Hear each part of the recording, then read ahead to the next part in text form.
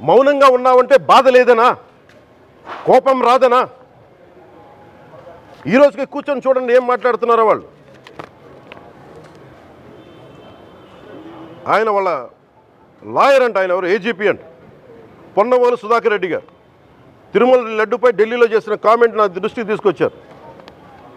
ఇలాంటి సెన్సిటివ్ సమయాల్లో ఎయిదర్ మౌనం మంచిది, మౌనం దాటి పొగరుగా మాట్లాడటం, నన్ను పచ్చి బూతులు తిట్టినా, నన్ను వక్రీకరించినా, నన్ను రోడ్డు మీదకి లాగిన నేను ఎప్పుడు మౌనంగానే ఉన్నా. కానీ వైసీపీని నాయకులు, విమర్శించే నాయకులు ప్రత్యేకంగా చెప్తున్నాం, సనాతన ధర్మాన్ని జోలికి రాకండి.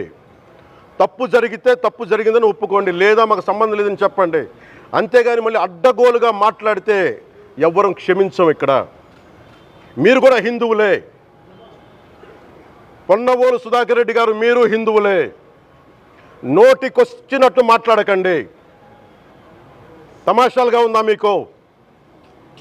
సరదాలుగా ఉన్నాయా? మొన్నటికి మొన్న ప్రకాష్ రాజ్ గారు మాట్లాడారు నా మీద. అరే నేను మాట్లాడుతుంది ఒక హిందువులు అపవిత్రం గురించి మాట్లాడుతున్నాను. ఇందులో ప్రకాష్ రాజ్ గారికి సంబంధం ఏంటి? ఇందులో నేను ఇంకొక మతాన్ని నిందించానా? ఇస్లాంని నిందించానా? క్రిస్టియానిటీని నిందించానా? ఈ అపవిత్రం జరిగింది, ఇలా జరగకూడదు, ఫుడ్ అడల్ట్రేషన్ జరిగిందని మాట్లాడుతుంటే దీన్ని గోల చేయకూడదంటే, అంటే తప్పు జరిగినప్పుడు మాట్లాడకూడదా? ఒక అపవిత్రం జరిగితే మాట్లాడకూడదా?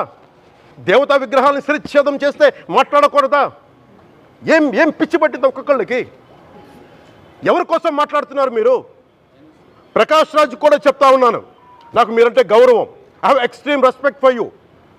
కానీ when it comes to secularism, Prakash Raj garu, it is a two way, not one way. I have extreme respect for you, you know that. మీరు secularism is always two way, it is not one way. హిందువుల మీద దాడి జరిగినప్పుడల్లా వచ్చి మాట్లాడటం తప్ప, అన్య మతాల మీద జరిగితే నేను కూర్చొని ఇంతమంది కౌలు రైతులకు ఇచ్చాను, ఎంతమంది ముస్లిం ఇస్లాం రైతాంగానికి ఇచ్చాను నేను. ఇదే ఎన్ని మద్రాసాలకి డబ్బులు ఇచ్చాను నేను, 25 లక్షలు 30 లక్షలు ఇచ్చాను, నేను ఇచ్చినవాడిని. నేను నాకు అన్యమతం ఇస్లాం మీద గౌరవం ఉన్నవాడిని, క్రిస్టియానిటీ మీద గౌరవం ఉన్నవాడిని, చిన్నప్పటి నుంచి కూర్చొని మిషనరీ స్కూల్లో చదువుకున్నవాడిని.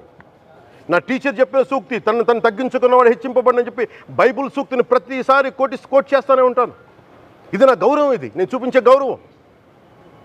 మీరు మాట్లాడితే కూర్చొని నేను పాటించే ధర్మానికి అపవిత్రం జరిగినప్పుడు మాట్లాడకూడదు, మౌనంగా ఉండాలి. సెక్యులరిజంకి విఘాతం అంటే ఏంటి? సెక్యులరిజంకి విఘాతం